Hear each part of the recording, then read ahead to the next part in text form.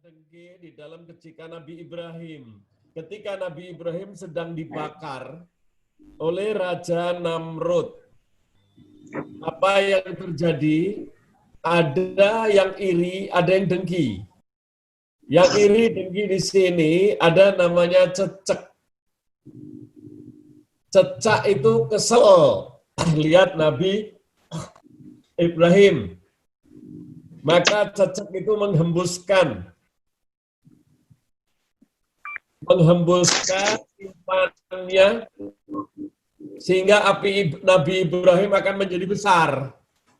Padahal Nabi Ibrahim itu sudah besar, tidak terpengaruh dengan tiupan cecek. Sehingga kita disuruh membunuh yang namanya cecek.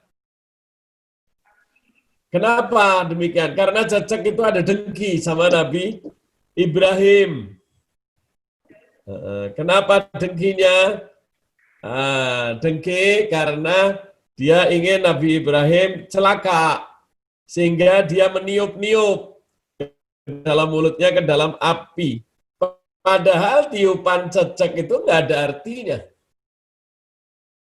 Tapi beda sama kata. Kata itu dia melihat Nabi Ibrahim, dia mengambil air untuk menyiram api agar kecil. Ya, jadi walaupun kita melihat kita dengki dan iri itu tidak dilihat kecil dan besarnya, sehingga kata itu mengambil air dan melemparkannya ke tempat apinya Nabi Ibrahim. Semua yang kecil dan semua ini dihargai oleh Allah. Jadi hati-hati kita dengki, jangan melihat mengenai jumlahnya kecil dan besarnya. Tetapi ini semua harus kita hindarkan. Karena yang kecil itu bisa menjadi besar kalau kita dipengaruhi nanti sama setan. Jadi semua nafsu itu jelek. Kecuali yang diberi hidayah oleh Allah, yang diberi rahmat oleh Allah, baru dengki dan iri itu menjadi baik. Kita melihat lagi kisah setelah Nabi Ibrahim, kita ingat ke belakang lagi Nabi Nuh. Nabi Nuh itu mempunyai istri, mempunyai anaknya 4. Di antara itu anak yang paling besar ini salah asuhan. Sehingga apa yang terjadi? Anaknya itu ikut ibunya untuk mencaci maki Nabi Ibrahim. Ada kedengkian ketika Nabi Nuh, sehingga ada kedengkian. Maka mereka saling benci antara anak dan ibu yang paling besar. Adik-adiknya yang 3 itu ngikut kepada Nabi Nuh sehingga taat. Maka apa yang terjadi? Mari kita baca dulu kisahnya, suratnya ke-11, Gung. Ayatnya 37.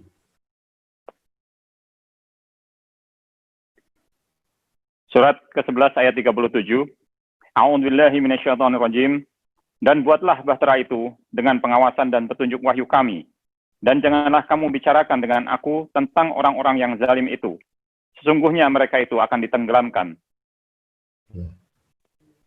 Jadi Allah telah memberitahu, sudah yang penting bagi kamu, perintah ini, dirikanlah perahu. Untuk apa? Tidak usah tanya, pokoknya perintah Allah. Dan kalau ada orang lain yang tanya, yang mempengaruhi, jangan diperhatiin, diemin. Ternyata apa yang terjadi, istri dan anaknya ikut orang kafir, mencaci maki, dengki atas kemuliaan ayahnya. Jadi Anda jangan nganggap enteng. Itulah yang disebut istri dan anakmu menjadi musuh bagimu. Sebagaimana juga disebut di dalam Al-Quran surat 64 ayat 15. Bisa jadi musuh, bisa jadi musuh. Bisa jadi cobaan, bisa jadi cobaan. Nah ini ternyata jadi musuh. Jadi kita mesti hati-hati di dalam mendidik anak. Jangan iri dengki. Kemudian Nabi Nuh tetap aja ngerjakan perahunya. Walaupun di atas gunung, padang pasir di atas gunung lagi. Jadi kemungkinan banjir sulit, tapi karena ini perintah Allah, Anda jangan terpengaruh dengan siapapun. Perintah Allah harus dikerjakan. Kalau sudah urusan Allah, jangan ragu. Walaupun ada orang yang dengki, yang iri, biarin. Kalau itu memang tugasnya dari Allah, laksanakan. Kemudian dilaksanakan oleh Nabi Nuh, tetap dibangun itu. Setelah suasana sudah selesai, surat 11 ayat 38, terus saja Go. Ayat 38, dan mulailah Nuh membuat bahtera. Dan setiap kali pemimpin kaumnya berjalan melewati Nuh, mereka mengejeknya. Berkatalah Nuh, jika kamu mengejek kami, maka sesungguhnya kami pun mengejekmu sebagaimana kamu sekalian mengejek kami. Jadi ini saling ejek, ini memang awal dari mulai dengki. Sekarang kita masuk ke bab apa penyebab daripada dengki. Dengki itu biasanya pertama kali saling ejek karena nggak suka. Saling celah mencela, ini awal timbulnya dengki. Diolok-olok, ya. Inilah terjadi mengolok-olok. Bahkan bukan cuma orang kafir saja, orang lain saja. Anaknya, istrinya pun mengolok-olok dia. Tapi apa diperintah oleh Allah? Jangan kau hiraukan. Jadi kita ini selama di jalan-jalannya Allah, kita jangan takut diolok-olok orang. Orang yang mengolok-olok kita tidak akan merubah kedudukan kita. Orang yang mengolok-olok kita tidak akan merubah kecintaan Allah kepada kita. Jadi jangan Anda terpengaruh. Oh, kalau orang bilang jelek-jelek, akhirnya kita jadi jelek. Tidak. Walaupun kita dicaci maki, kita diapain aja. Itu adalah hak Allah. Dan ini awalnya dari caci maki, dari mengolok-ngolok, akhirnya panggil-memanggil, namanya saja sudah mulai ngawur. Nabi Nuh sudah tidak panggil Nabi Nuh lagi, tapi dipanggil panggilan sebagai orang yang tidak baik. Seperti halnya sekarang, kita lihat di sosmed, ada yang namanya dungu, ada yang namanya peka, ada yang namanya, wah sekarang sudah aturan-curan. Lah ini awal dari timbulnya dengki. Kita lihat, Agung, kita pindah lagi ke dalam surat 49, Agung. Ya, Bib. Surat 49, ayat 11 dan 12. Ayat 11 dulu. Surat 49 ayat 11. A'udzubillahi minasyaitonirrajim. Hai orang-orang yang beriman, janganlah sekumpulan orang laki-laki merendahkan kumpulan yang lain. Boleh jadi yang ditertawakan itu lebih baik dari mereka. Dan jangan pula sekumpulan perempuan merendahkan kumpulan lainnya. Boleh jadi yang direndahkan itu lebih baik. Dan janganlah suka mencela dirimu sendiri, dan jangan memanggil dengan gelaran yang mengandung ejekan. Seburuk-buruk panggilan adalah panggilan yang buruk sesudah iman, dan barang siapa yang tidak bertobat, maka mereka itulah orang-orang yang zalim. Ini dikatakan di dalam urusan kitab Imam Al-Ghazali. Dikatakan bahwa ini awal dari mulai timbulnya iri dan dengki. Kita mengolok-ngolok kakak, adik mengolok-ngolok adiknya. Adik mengolok-ngolok kakaknya. Mulai memanggil dengan bukan namanya. Ini awal daripada timbulnya segolongan kita, teman kita yang lain, mengolok-ngolok yang lain. Ini bahaya, hati-hati. Kalau sudah mulai ada caci maki, contoh segolongan yang lain membuli segolongan yang lain. Seperti halnya biasanya di pesantren, yang besar-besar merasa lebih hebat, yang kecil-kecil mulai diolok-olok, direndahkan. Ini nggak boleh, celaka. Ya, jangan nganggap merasa kita senior, jangan merasa kita lebih baik, jangan kita merasa lebih dulu, jangan. Ya, harus ada kesetaraan di dalam Islam. Pernah terjadi dulu di pesantren, merasa dia sudah paling tua, sudah paling lama, wah semua mulai dibully, diancam, timbullah ini kekacauan. Maka iri dan dengki itulah timbul di pesantren. Mulai antara golongan senior sama junior, antara golongan daerah, oh ini dari Magelang, oh ini dari Cirebon, oh ini dari, wah ini sudah mulai kacau. Ini awal daripada timbulnya, kata Imam Al-Ghazali, saling caci maki dengan panggilan-panggilan mulai dikasih istilah. Yang dari Cirebon dikasih panggilannya beda, yang dari Magelang dikasih beda. Ini kayak gini tanda-tanda ini. Harus dirubah, harus diberhentikan. Karena ini adalah mencelakakan, merusak daripada timbulnya iri dan dengki. Oleh karena itu jangan kita panggil-panggil yang jelek. Yang kita olok-olok itu mungkin lebih baik daripada yang mengolok-olok. Ini diperintahkan oleh Allah, jadi kita nggak merasa. Jangan. Kalau Anda dicaci maki, diolok-olok, Anda jangan merasa rendah. Sebab yang meninggikan derajat, yang memuliakan itu Allah. Ini pertanda. Kakak beradik. Adiknya mulai manggil kakaknya dengan nama yang jelek. Kakaknya memanggil adiknya dengan nama jelek. Bahkan kadang-kadang rumah-rumah itu panggil nama yang tidak baik. Ini juga menimbulkan daripada kejelekan. Misalnya ada anaknya yang kecil, disebut si kurus. Mana si cengkring itu, mana si cengkring. Mulai ini tidak sengaja panggilan itu melekat.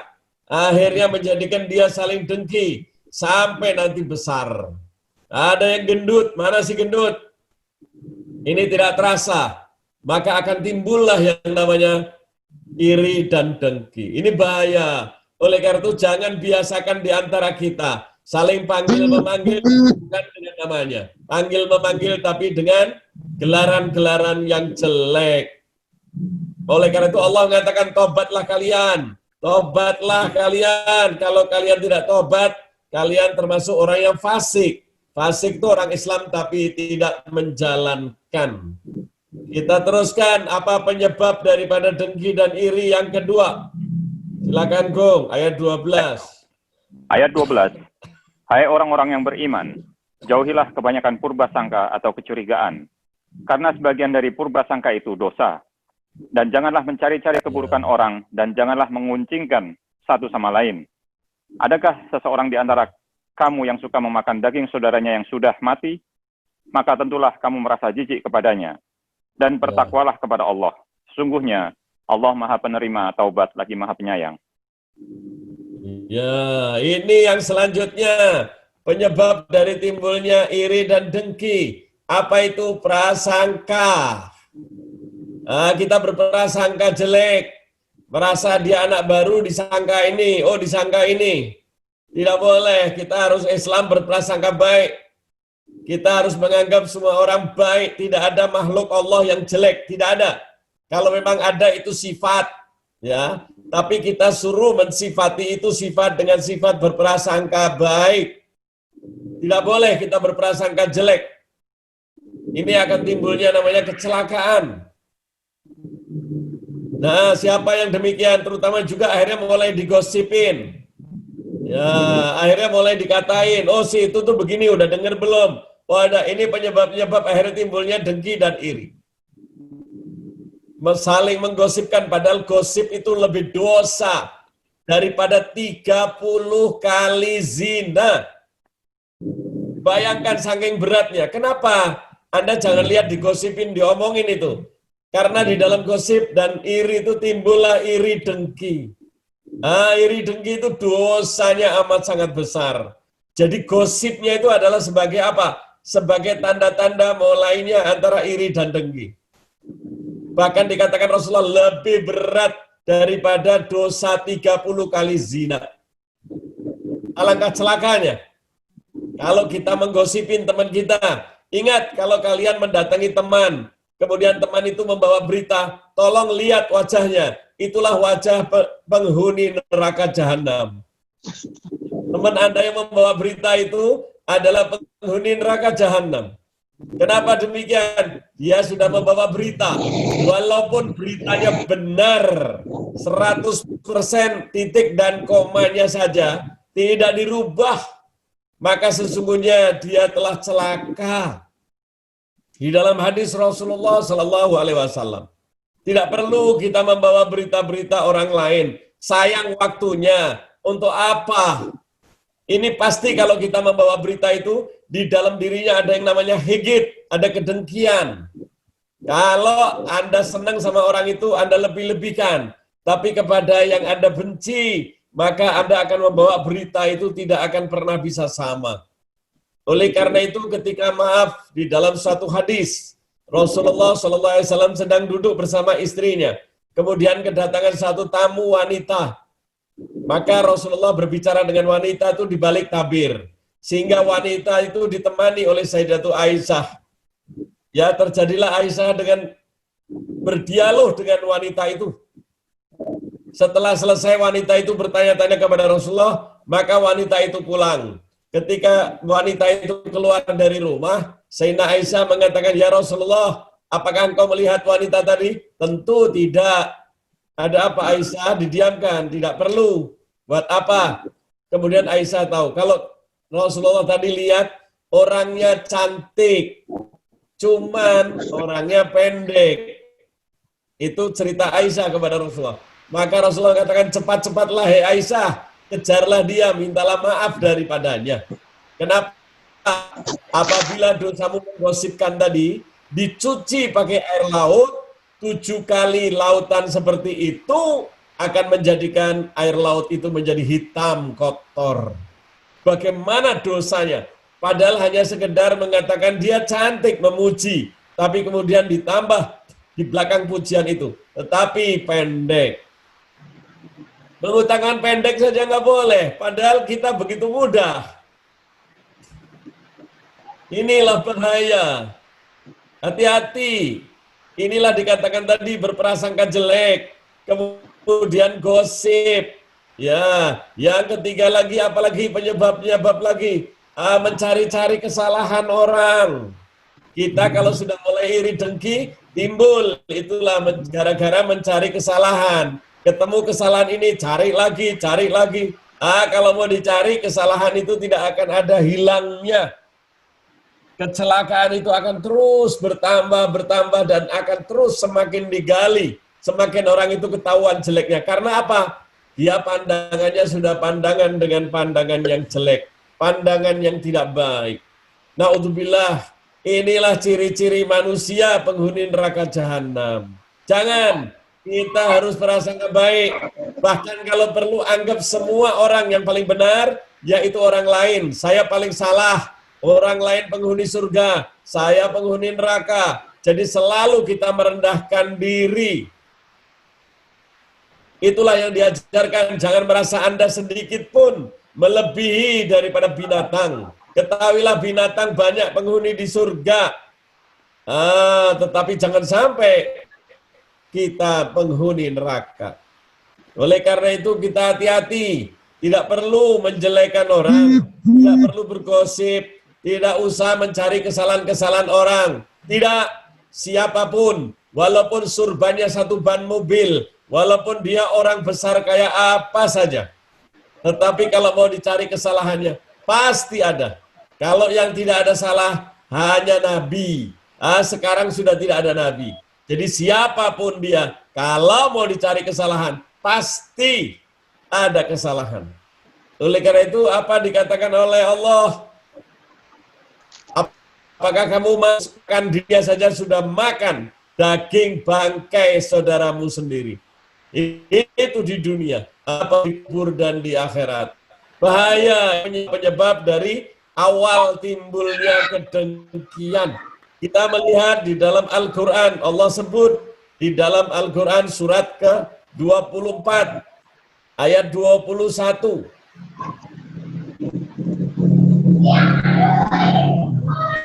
24, Bib. Ya, surat An-Nur. Surat An-Nur ayat 21. A'udzubillahi minasyaitonirrajim. Hai orang-orang yang beriman, janganlah kamu mengikuti langkah-langkah syaitan. Barang siapa yang mengikuti langkah-langkah syaitan, maka sesungguhnya syaitan itu menyuruh mengerjakan perbuatan yang keji dan yang mungkar.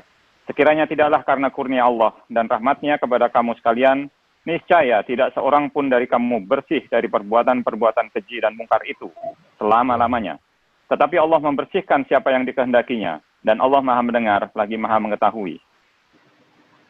Allah yang membersihkan kita, Allah yang menjadikan si A itu baik atau buruk. Bukan diri kita, enggak. Oleh karena itu hati-hati. hati-hati, waspada. Anda bisa menjadi baik atau Anda menjadi celaka. Itu karena Allah, bukan karena diri kita. La haula wala quwata illa billah. Kita ini tidak ada kekuatan. Oleh karena itu ini semua dari Allah. Jangan merasa Anda paling bersih di dunia. Jangan Anda merasa paling hebat. Jangan sekali-kali cari kesalahan orang.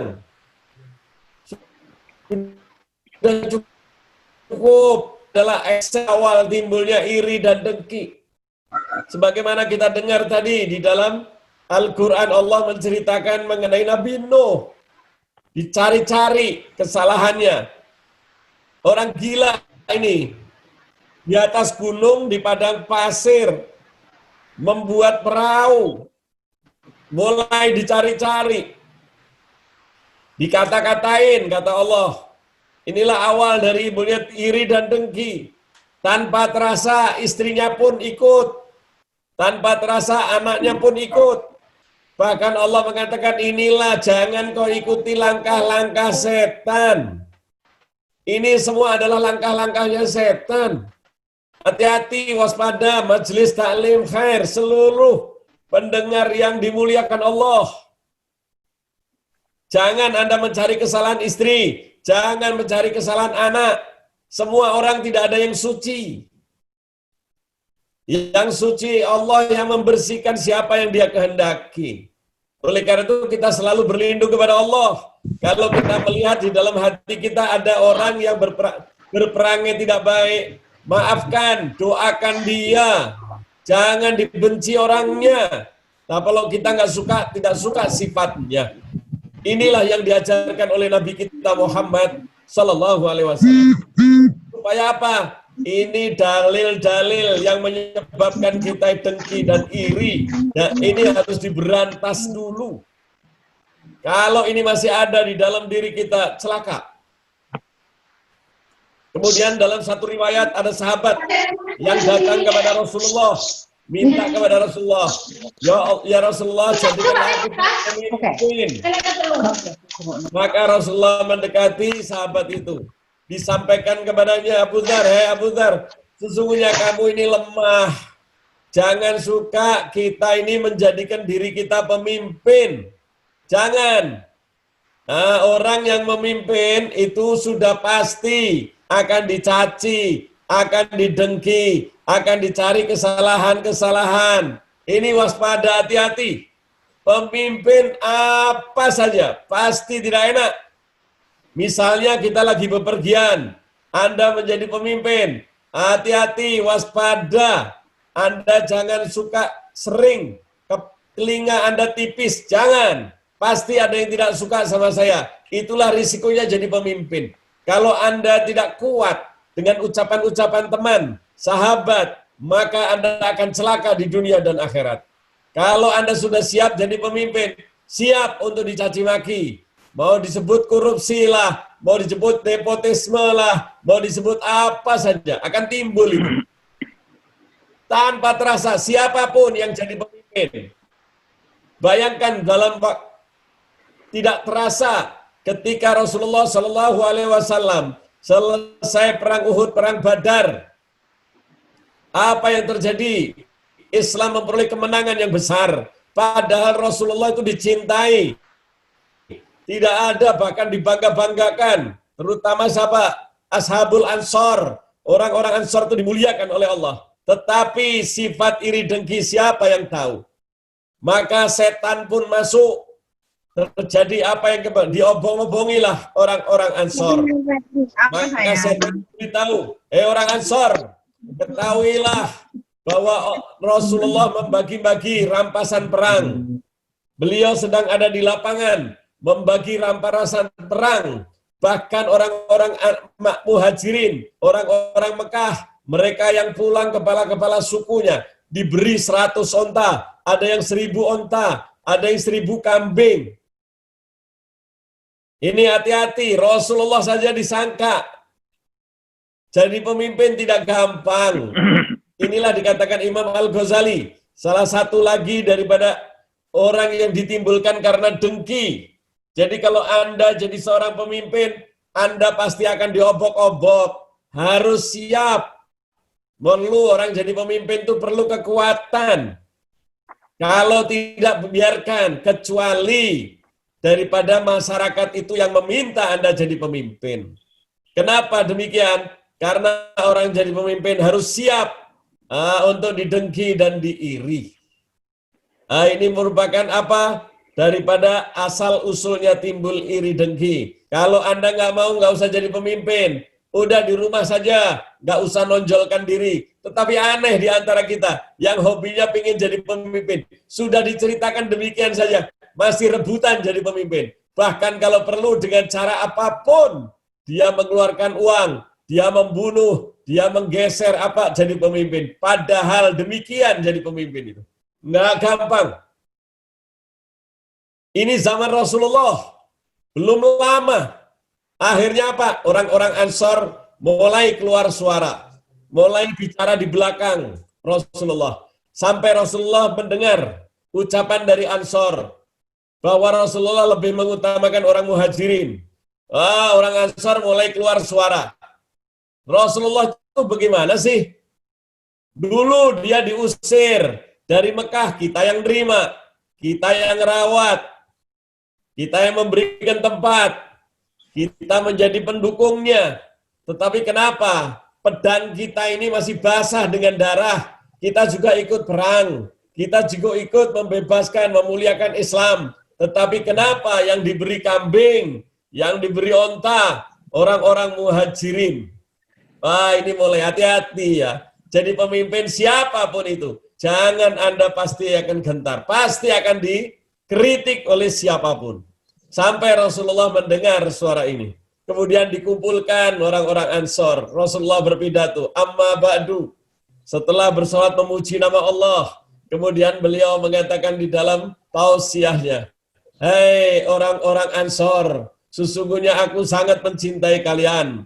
Apabila Allah belum memberikan petunjuk, aku harus ke kanan atau ke kiri. Kemudian orang-orang Ansor berjalan ke kanan, sedangkan yang lain berjalan ke kiri. Maka aku akan mengikuti engkau, hei orang-orang Ansor, karena cintaku kepada kalian. Mulai sahabat-sahabat Ansor mulai merasap hatinya. Setelah itu apa? Hei Ansor, maukah engkau mendengar apa yang aku lakukan? Tindakanku ini tidak ada salah. Tindakanku itu atas perintah Allah. Allah yang memberi segala sesuatu kepada siapapun. Apakah engkau lebih mau seperti orang Muhajirin? Apakah kalian menjadi orang Ansor? Sebab orang Ansor itu mulia, dimuliakan oleh Allah. Kemudian orang Ansor bertanya, ya Rasulullah, bagaimana kami dimuliakan? Sedangkan kami habis perang. Kami darah kita di pedang belum bersih. Tetapi engkau telah membagi-bagi kepada mereka kambing itu. Sedangkan kami tidak engkau beri. Hai orang Ansor, sekarang pilihlah bahwa aku tidak akan memberikan sesuatu kecuali ada maksud yang terbaik. Mereka itu mempunyai anak buah yang banyak di Mekah. Mereka tidak datang hijrah. Mereka tidak tahu bahwa orang Islam itu adalah sering memberi. Sehingga kepala suku itu aku beri kambing untuk agar mereka memberitahu kepada orang-orang umatnya, sehingga mereka akan mendatang berbondong-bondong memeluk Islam. Maukah kamu aku ganti dengan kambing sekarang? Berapa kambing yang kau inginkan? Apakah 2 kali besarnya daripada jumlah itu? Apakah 10 kali dari jumlah yang aku berikan pada orang Muhajirin? Silakan kalian pilih. Mereka pulang ke Mekah, mereka membawa kambing dari perang. Sedangkan kalian pulang ke Madinah, kalian membawa aku Rasulullah sallallahu alaihi wasallam. Mana yang kalian pilih? Mereka menangis. Para sahabat Ansor, mereka bertobat. Bayangkan Rasulullah saja dikritik. Ini memang dengki dan iri ini memang berat. Jangan Anda merasa Anda bersih dari iri dan dengki. Sahabat Ansor yang mulia, mereka mau nangis minta ampun kepada Allah. Mereka bertaubat, minta ampun kepada Rasulullah. Kalian mereka itu orang Muhajirin pulang membawa kambing. sedangkan kalian pulang ke Madinah membawa aku, dan kelak aku pun akan dikebumikan di Madinah. Apakah kalian tidak bersyukur? Mereka menangis sejadi-jadinya. Inilah iri dan dengki itu tidak terasa. Digambarkan oleh Allah, iri dan dengki itu seperti apa? Seperti semut hitam di tengah hutan. Ya, di tengah hutan semut hitam, mereka berjalan, itu namanya dengki dan iri. Lebih halus dari yang demikian. Dan aneh, justru iri dengki itu kepada siapa? Kepada pemimpin-pemimpin kita. Sampai Rasulullah saja ada yang iri dan dengki dari orang Islam itu sendiri. Jadi jangan merasa Anda merasa aman. Jangan sekali-kali Anda merasa aman dari iri dan dengki. Kita tidak terasa, bahkan jalannya lebih daripada semut halusnya di tengah hutan. Oleh karena itu kita suruh oleh Allah apa? Suruh berlindung. Hanya kalian ini berlindung kepadaku. Siapa yang tidak berlindung kepadaku, tidak akan aku beri walaupun kalian sudah tahu ilmunya. Kita sudah belajar ilmunya. Tetapi Allah perintah agar kita berlindung kepada Allah daripada iri dan dengki. Karena apa? Tidak bisa lewat daripada iri dan dengki. Kecuali orang yang dilindungi oleh Allah. Sebagaimana di dalam Al-Quran, surat ke-113, Agung. Al-Quran surat Al-Falaq, surat ke-113, ayat 5. Wa min syarri hasidin idza hasad. Ini bahaya, bahaya. Silakan, Go.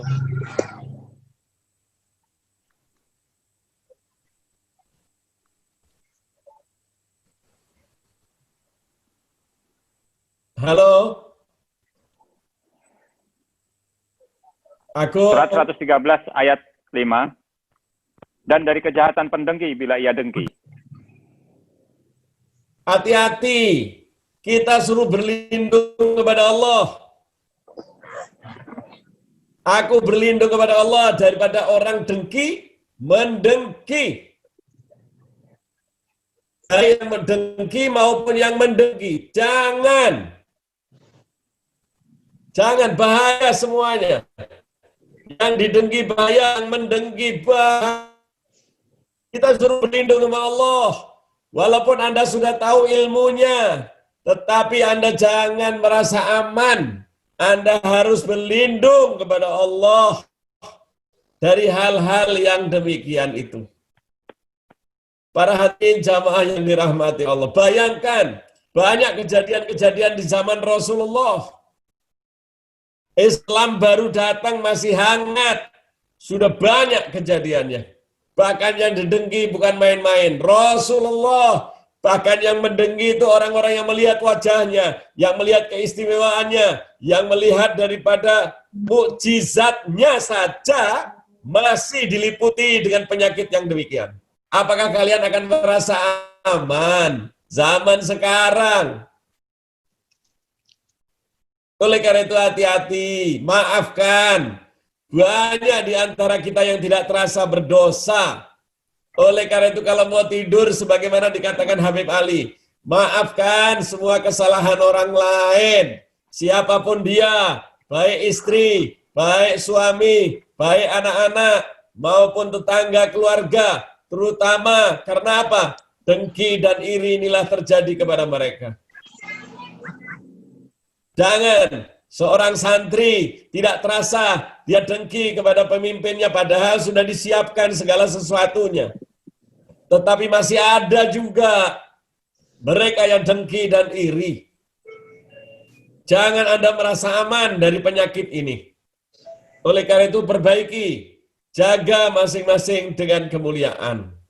Allah Subhanahu wa taala telah memberitahu kepada kita supaya kita berlindung daripada iri dan dengki ini. Oleh karena itu, para hadirin jamaah yang dirahmati Allah, mari kita teruskan sebagaimana tadi Agung, suratnya surat ke-11 ayat 39.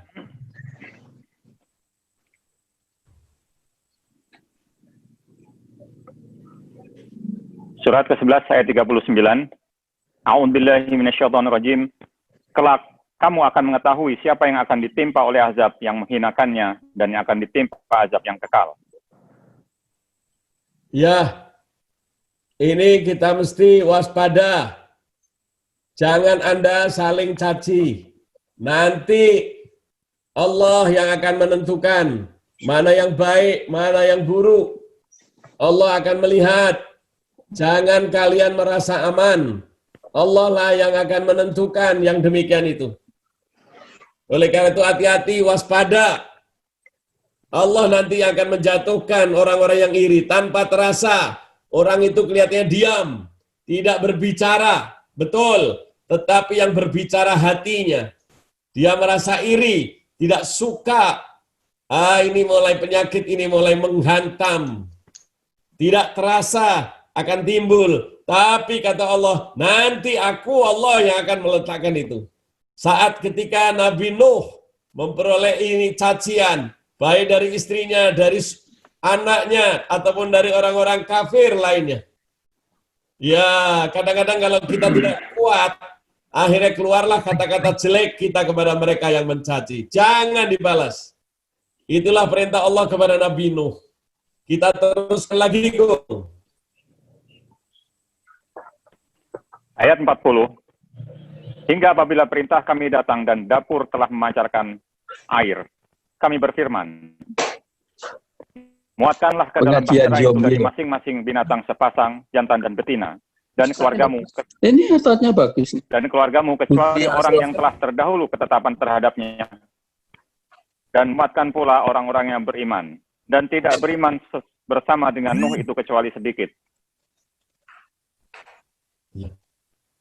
Hadirin jamaah yang dirahmati Allah, yang ikut kapalnya Nabi Nuh itu sedikit. Binatang sepasang demi sepasang. Anak-anak tidak ada yang ikut kecuali beberapa orang. Hanya sedikit orang yang selamat. Bahkan istri Nabi Nuh dan anaknya tidak ikut. Celaka. Anaknya Nabi Nuh 4, yang 1 celaka. Yang 3 ikut Nabi Nuh. Di antara yang menurunkan keturunan selanjutnya adalah Sam. Nah, ada beberapa. Yang celaka anaknya Nabi Nuh namanya Kanaan.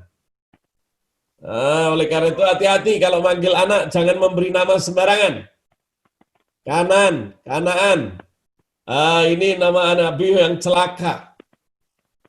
Apa yang terjadi? Mulailah dibangun, selesai dikumpulin. Sepasang demi sepasang dan beberapa orang. Dari umat-umat Nabi Nuh yang baik-baik. Kemudian setelah naik apa? Timbullah hujan. Beberapa hari tidak berhenti. Bahkan dapat dikasih pertanda oleh Allah. Apabila dapur rumahmu sudah mengeluarkan air dari dalam tanah, maka bersiap-siaplah. Kita teruskan, Gong.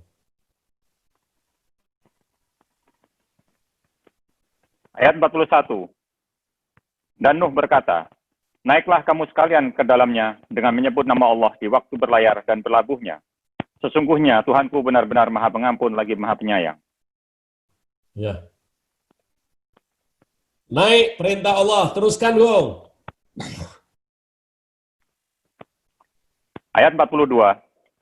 Dan bahtera itu berlayar membawa mereka dalam gelombang laksana gunung. Dan Nuh memanggil, Terus.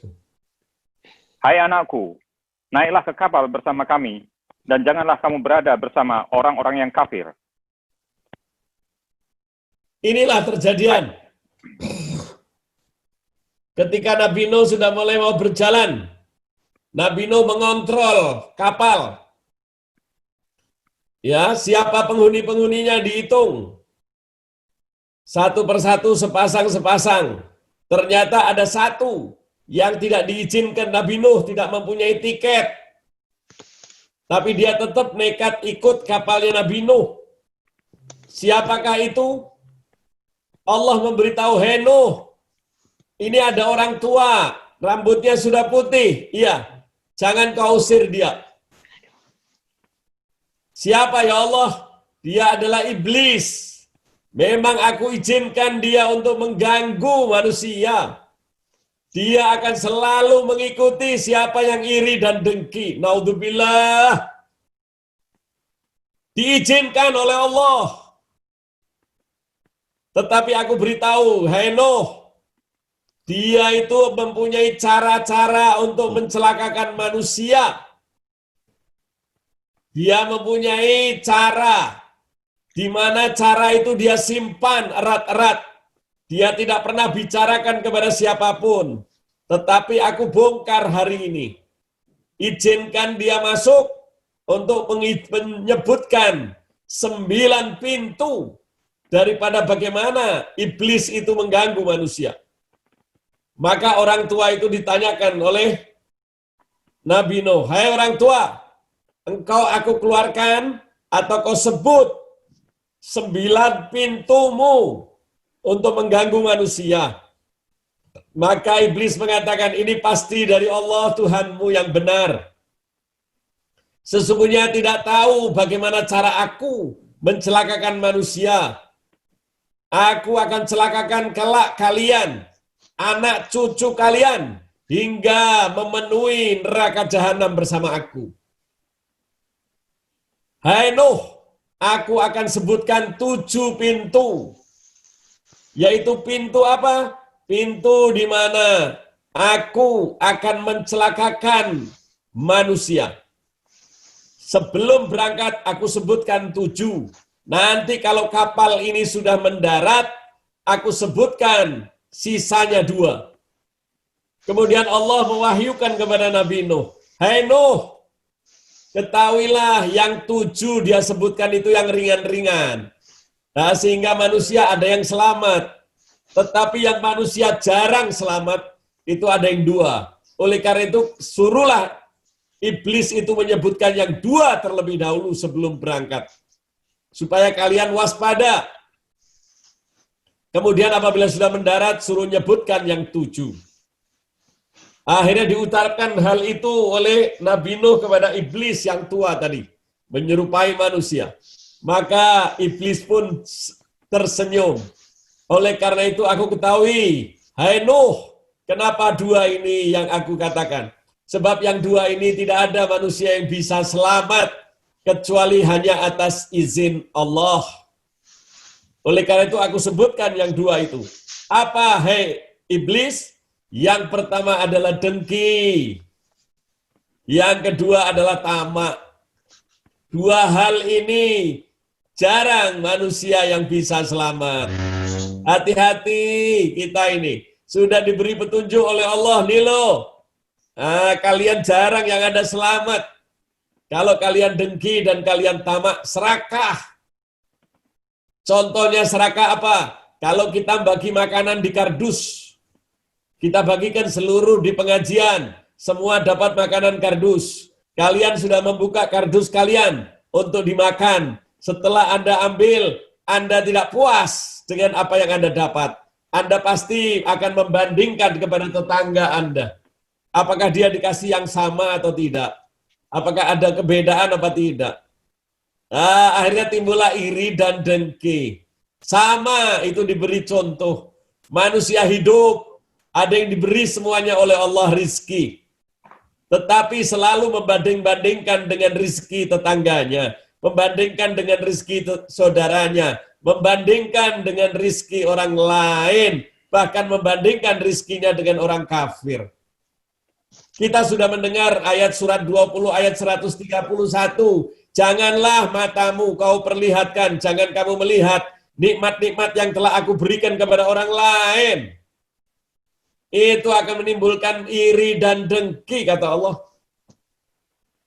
Kemudian apa yang terjadi? Yang kedua apa? Tamak, serakah. Merasa cukuplah kalian dengan cara qanaah.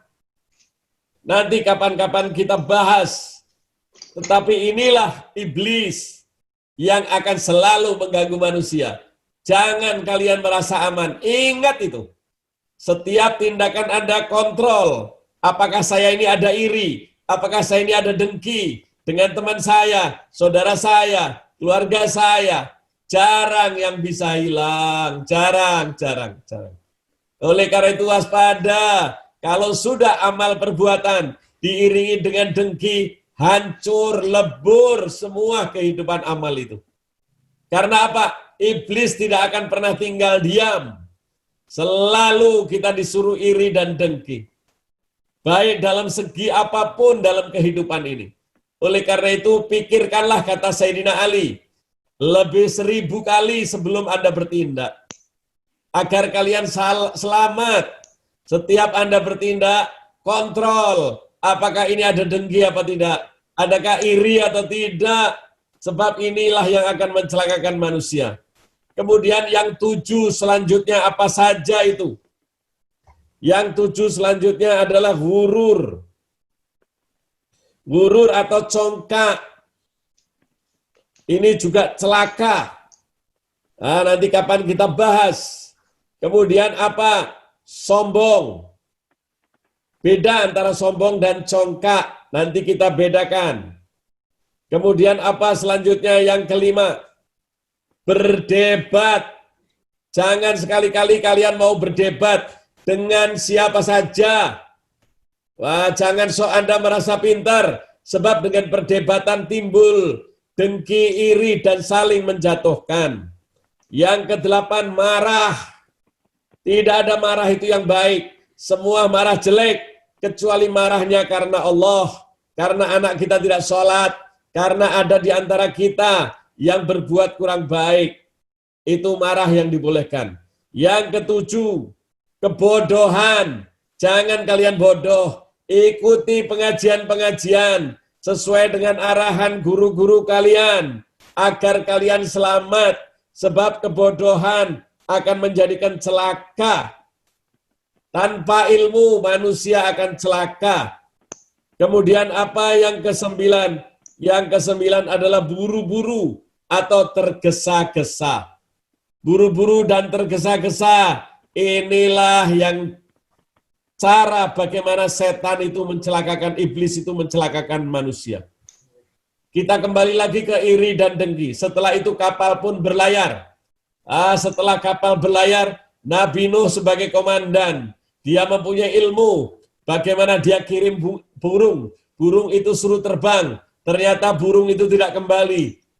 Burung itu kembali lagi. Karena berarti belum ada daratan. Sampai yang ketiga kali. Ternyata burung itu tidak balik. Berarti daratan sudah terlihat. Maka berlabuhlah kapal di Gunung Judi yang sampai saat ini masih ada bekas-bekasnya. Ini bukan sembarang cerita. Ini adalah cerita yang diceritakan Allah di dalam Al-Quran. Agar kita selamat. Sekarang bagaimana kita mencegah daripada penyakit-penyakit ini. Kita belajar. Sudah beberapa episode kita jelaskan. Ayat-ayat kita angkut. Contoh-contoh dalam Al-Quran telah kita bongkar semuanya. Telah kita perlihatkan kepada kalian ilmunya. Sekarang bagaimana? Tinggal kalian melatih. Setelah melatih, kalian berlindung kepada Allah, minta tolong Allah, dekatkan diri Anda kepada Allah. Sehingga supaya apa? Supaya dalam kehidupan ini kita selamat dari penyakit dengki. Kita teruskan, Gung. Surat ke-11 tadi. Ayat berapa tuh? 43 apa 44? Ayat 43. Anaknya menjawab, aku akan mencari pelindungan ke gunung yang dapat memeliharaku dari air bah. Nuh berkata, tidak ada yang melindungi hari ini dari azab Allah selain Allah saja yang maha penyayang. Dan gelombang menjadi penghalang antara keduanya. Maka jadilah anak itu termasuk orang-orang yang ditenggelamkan. Na'udzubillah, na'udzubillah, thumma na'udzubillah. Hati-hati, waspada. Kalau orang sudah terkena iri dan dengki, tidak ada yang selamat. Kecuali yang dilindungi Allah. Nabi Nuh sudah berbicara pada Allah. Ya Allah, selamatkan keluargaku. Maka Allah mengatakan, itu bukan keluargamu. Subhanallah. Hati-hati. Kita harus taat. Kita harus berlindung kepada Allah. Kita teruskan, Gung. Ayat 44. Ayat 44. Dan difirmankan, hai bumi telanlah airmu. Dan hai langit, hujan, berhentilah. Dan air pun disurutkan, perintah pun diselesaikan, dan bahtera itu pun berlabuh di atas bukit Judi. Dan dikatakan, binasalah orang-orang yang zalim. Subhanallah. Inilah kalau Allah sudah memberitahu di dalam ilmunya, kemudian kita bernafsu untuk melaksanakannya, tetap Allah akan memberi kalian. Inilah akibat karena Allah telah sesatkan.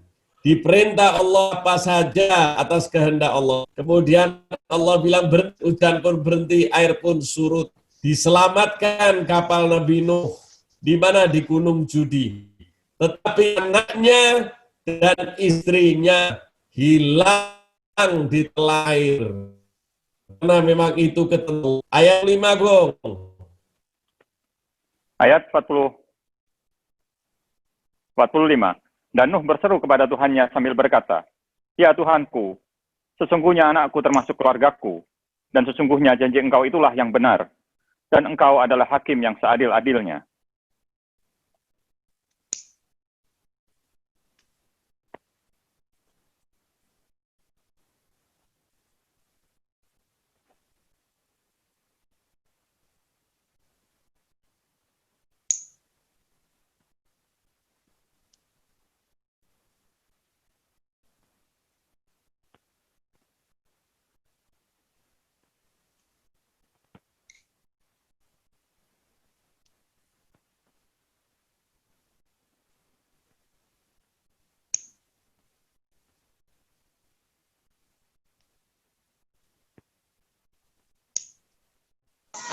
Pak Agung, Ya, live ya? Habib kayaknya kepencet ya, Liv. Oh, iya dia live, kepencet nih. Enggak nih, ada nih Pak Agung. Udah ya? Udah masuk lagi. Silakan, Gong. Ya, Bib. Ya, dibacakan, Gong. Ayat Diulang, Bib, 45. ya.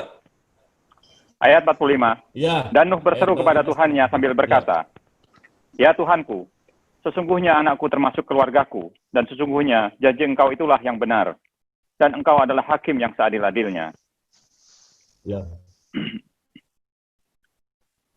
Ayat Inilah 46. oleh Allah yang dikatakan oleh Allah. Allah itu Tuhan yang maha adil. Dia akan menghukum siapa yang iri dan dengki. Menyelamatkan siapa yang dilindungi. Ayat 46, Gong. Ayat 46. Allah berfirman, "Hai Nuh, sesungguhnya dia bukanlah termasuk keluargamu yang dijanjikan akan diselamatkan. Sesungguhnya perbuatannya perbuatan yang tidak baik. Sebab itu, janganlah kamu memohon kepadaku sesuatu yang kamu tidak mengetahui hakikatnya. Sesungguhnya aku memperingatkan kepadamu supaya kamu jangan termasuk orang-orang yang tidak berpengetahuan." Hati-hati, jangan sampai menjadi orang yang tidak berpengetahuan. Kalau minta sesuatu, jangan menyebut. Nggak perlu, Allah itu maha tahu. Ya Allah, jadikan anak saya orang soleh. Jangan minta, ya Allah, jadikan anak saya naik kelas. Tidak perlu. Ya Allah, jadikan anak saya menguasai jabatan ini. Jadikan anak saya masuk ke sini. Jangan. Tapi Allah yang maha tahu. Biarkan Allah yang memilihkan kepada anak kita yang terbaik. Ya Allah, pilihkan kepada anakku yang terbaik. Cukup.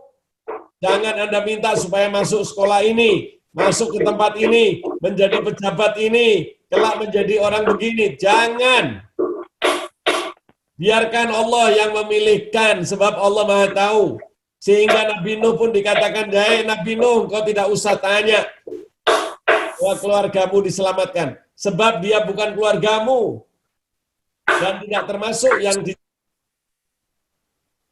dijanjikan untuk diselamatkan cuma anaknya yang 3. Tapi istri dan anaknya Kan'an tidak diselamatkan oleh Allah." Ini menjadi contoh buat kita. Agar jangan kita minta sesuatu. Kita menyebut, jangan. Ya Allah, carikan aku jodoh yang terbaik. Gak usah, ya Allah, aku kepingin nikah dengan si A. Aku pengen nikah dengan si B. Nggak tahu bahwa nanti akan menjadi celaka. Jangan. Biarkan Allah yang milihkan. Itulah caranya. Sehingga tidak timbul iri dan dengki. Anda memilih orang yang cantik. Belum tentu kecantikannya akan menyelamatkan. Anda memilih seorang yang cakep. Belum tentu Anda cakep itu menyelamatkan. Siapa tahu kecakapan itu menjadi celaka. Sehingga orang tuanya tidak setuju. Sehingga Anda menjadi durhaka. tanpa terasa Anda menikahi orang-orang yang celaka. Kita nggak tahu, tapi Allah Maha tahu. Jadi kalau kita minta sesuatu, mintalah dengan ilmunya. Ya Allah, pilihkan aku yang terbaik. Nggak mungkin pilihan Allah itu terjelek. Pasti terbaik. Para hadirin jamaah yang dirahmati Allah. Inilah contoh ketika zaman Rasulullah. Ada seorang namanya Naila yang paling cantik di Madinah. Dia minta kepada Rasulullah, ya Rasulullah, aku ingin masuk surga. Pilihkan aku suami yang terbaik. Pilihkan aku suami yang terbaik. Supaya aku menjadi orang penghuni surga. Tetapi apa yang terjadi? Rasulullah memang kalau memang kamu ingin masuk surga, maka tunggulah. Kelak aku akan berikan dia hadiah wanita yang terbaik. Maka datanglah orang yang laki-laki yang jelek wajahnya. Datang kepada Rasulullah pemuda, ditanya, apa yang kamu inginkan, hai pemuda? Aku ingin menikah ya Rasulullah. Tapi aku tidak punya apa-apa. Aku tidak memiliki apa-apa. Oleh karena itu aku ke sini. Maka Rasulullah mengatakan, aku perintahkan kalian datang ke rumah Naila. Sampaikan kepada ayahnya bahwa aku disuruh Rasulullah untuk melamar anakku, untuk melayar anakmu. Maka apa yang terjadi? Maka orang pemuda itu melihat bahwa Naila adalah orang yang tercantik di Madinah. Kaya raya, sedangkan dia miskin. Tetapi karena perintah Rasulullah, maka ketika dia berkata kepada ayahnya, hei bapak, aku disuruh Rasulullah untuk melamar anakmu Naila. Apakah engkau sudah mengaca? Apakah engkau sudah melihat dirimu? Siapa dirimu itu? Dirimu tidak sepadan dengan anakku. Tetapi anaknya dengar dari dalam. Ya ayah, tanyakan kepadanya, apakah dia disuruh oleh Rasulullah Sallallahu Alaihi Wasallam? Maka ayahnya menanyakan, apakah kamu atas perintah Rasul? Ya, iya benar anakku, Naila. Maka Naila mengatakan, kalau benar ya Rasulullah, sungguh kawinkan aku dengan dia. Karena itu adalah perintah yang aku sudah serahkan kepada Rasulullah.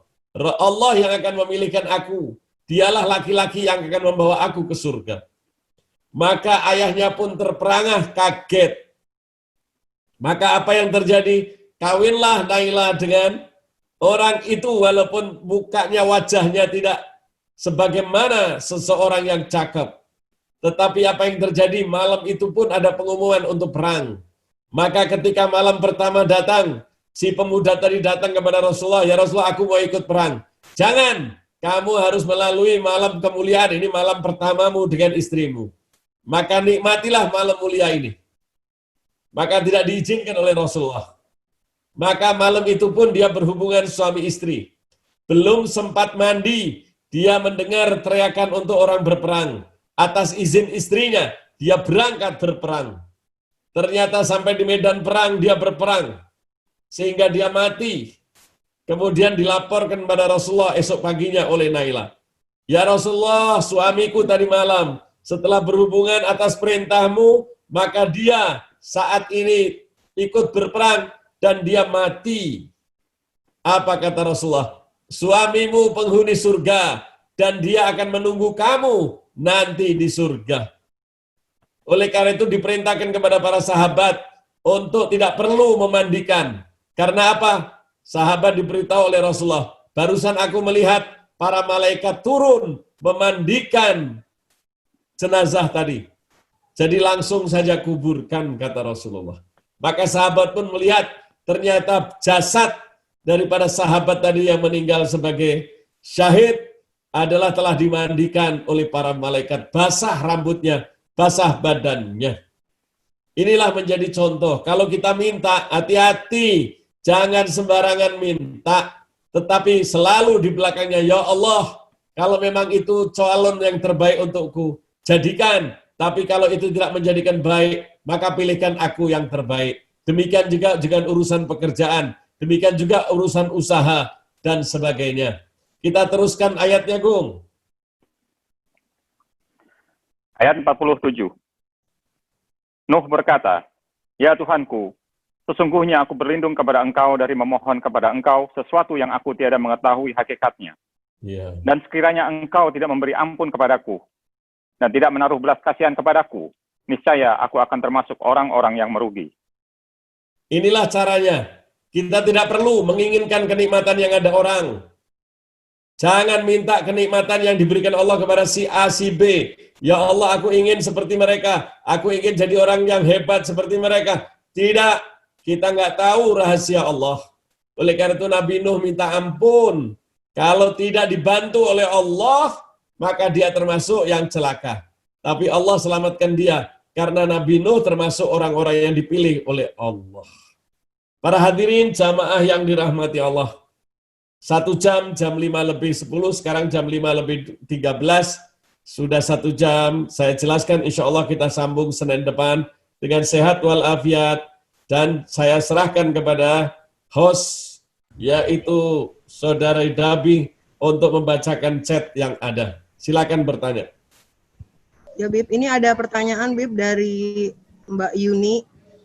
Bagaimana kita menjaga diri dari hasad? Bagaimana menjaga diri dari hasad? Caranya satu, kita harus tahu ilmunya. Harus tahu ilmunya. Kita sudah bicarakan ilmunya. Sudah dibicarakan data-data ayat-ayatnya, hadis-hadisnya. Nah, kalau dia sudah tahu ilmunya, dilatih. Tidak ada yang namanya dengki dan iri itu baik. Semua jelek. Semua celaka. Kalau kita sudah tahu, dilatih. Kita harus menghindari celaka itu.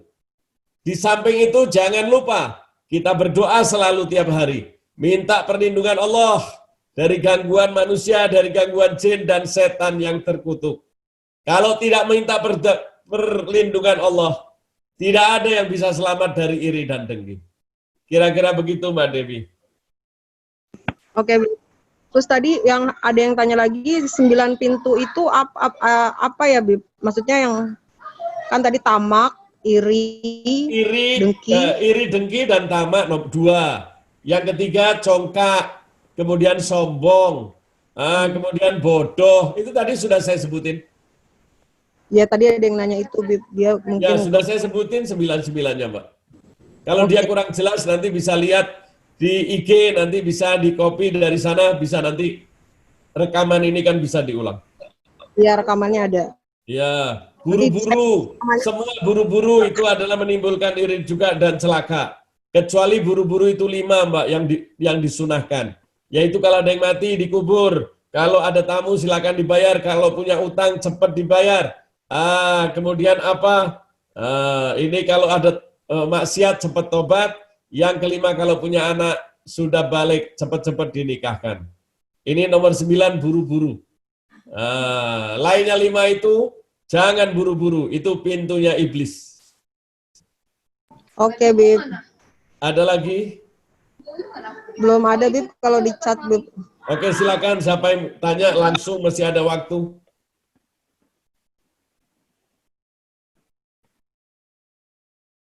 Waktunya tinggal 15 menit, siapa yang mau tanya?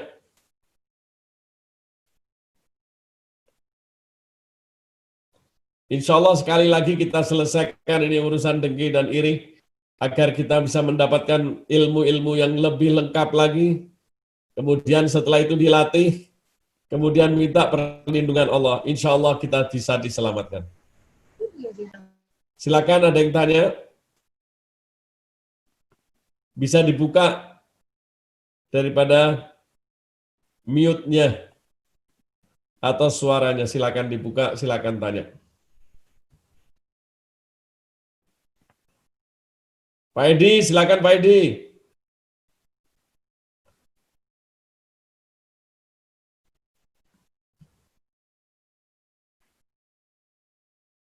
Ada lagi lainnya? Silakan dari Sukabumi. Silakan ada yang tanya lagi tuh, Debbie.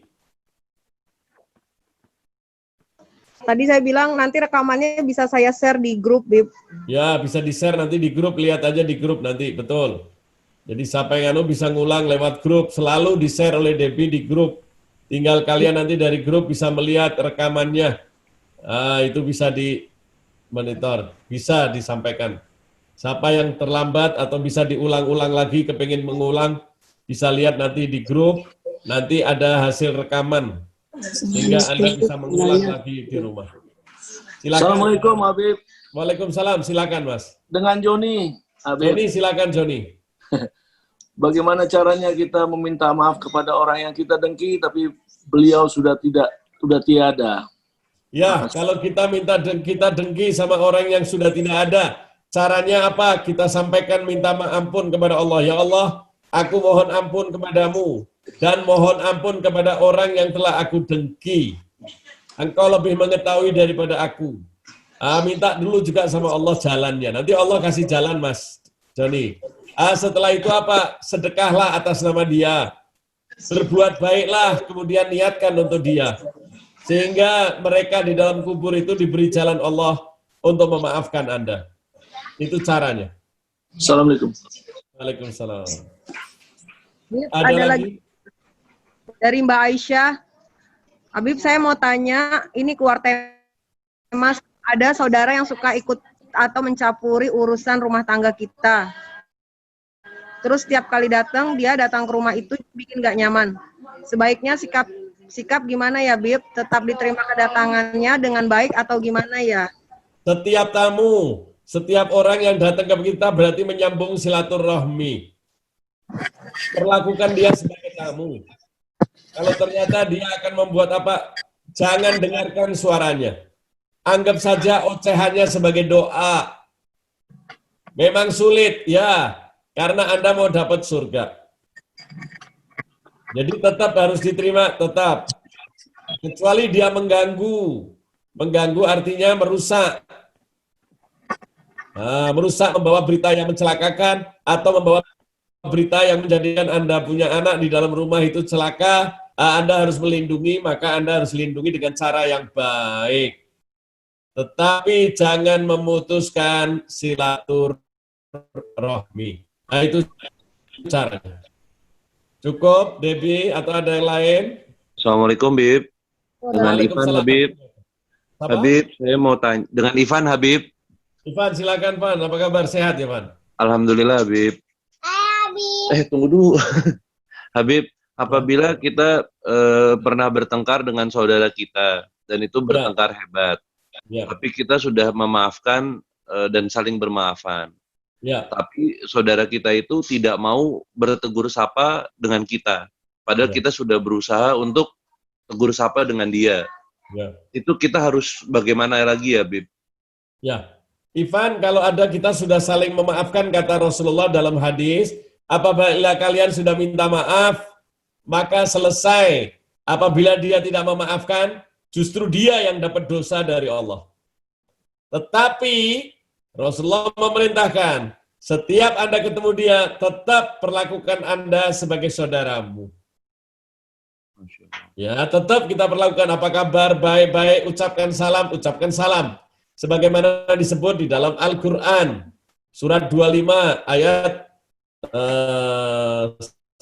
63. Apabila kamu ketemu orang yang celaka, orang yang bodoh, orang yang dolim, berarti dia mencelakakan kita kan? Walaupun dia orang nggak baik, tapi tetap perlakukan dia dengan lemah lembut. Minimal, kata Allah, ucapkanlah salam. Apa kabar? Assalamualaikum, waalaikumsalam. Selesai. Itu caranya, Wan. Tapi tetap Anda terus diamkan Anda ikut diam, maka Anda celaka. Kalau dia mendiamkan Anda, tetap apa kabar? Assalamualaikum, assalamualaikum. Hubungkan silaturahmi. Jangan Anda ikut-ikutan dia diam. Jangan. Itu nggak baik. Ya, Bib. Makasih banyak, Bib. Nah, ada lagi.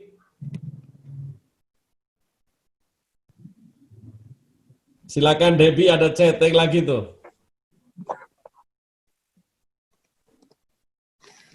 Nggak ada, Bib. Belum ada, Bib.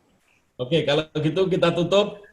Sudah jam 5.21, kita tutup dengan doa. Insya Allah kita ketemu Senin lagi, tidak usah dikasih pengumuman, insya Allah ya. Bismillahirrahmanirrahim. Alhamdulillahirrahmanirrahim. Allahumma salli wa sallim ala sayyidina Muhammadin. Miftahi babi rahmatillah adada ma fi ilmillah. Salatan wa salaman daimaini bidawami mulkillah. wa ala alihi wa sahbihi wa man walah.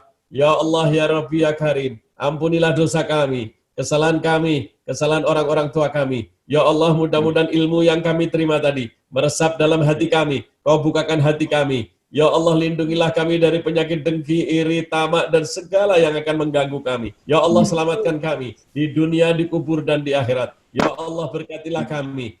Tuntunlah kami dengan taufik, hidayah, serta inayah-Mu. Ya Allah, di antara kami yang sakit, sehatkan, ya Allah. Sehat badan, sehat hati, serta hilangkan penyakit corona dari muka bumi ini. Ya Allah, berkatilah kami, rahmatilah kami, teman-teman kami, baik yang hadir ataupun yang berhalangan, agar kami bahagia di dunia, di kubur, dan di akhirat, dan kelak matikan kami dalam husnul khatimah. Ala wa habibina ali wa ila hadratin Nabi Muhammadin sallallahu alaihi wasallam. Al-Fatihah. A'udzu billahi minasyaitonir rajim. Bismillahirrahmanirrahim. Alhamdulillahi rabbil alamin arrahmanir rahim maliki yaumiddin. Iyyaka na'budu wa iyyaka nasta'in ihdinas siratal mustaqim siratal ladzina an'amta 'alaihim ghairil maghdubi 'alaihim waladdallin. Amin. Rabbana taqabbal minna innaka antas samiul alim wa tub 'alaina innaka antat tawwabur rahim. Wa sallallahu alaihi wasallam walhamdulillahi rabbil alamin. Sampai ketemu di waktu yang akan datang. Terima kasih. Assalamualaikum. Terima kasih, Bib. Terima kasih, Habib. Habib. Assalamualaikum, Bib. Selamat berbuka puasa. Assalamualaikum Habib. Terima kasih Habib. Apa kabar? Assalamualaikum Habib. Waalaikumsalam. Assalamualaikum Habib. Makasih Habib.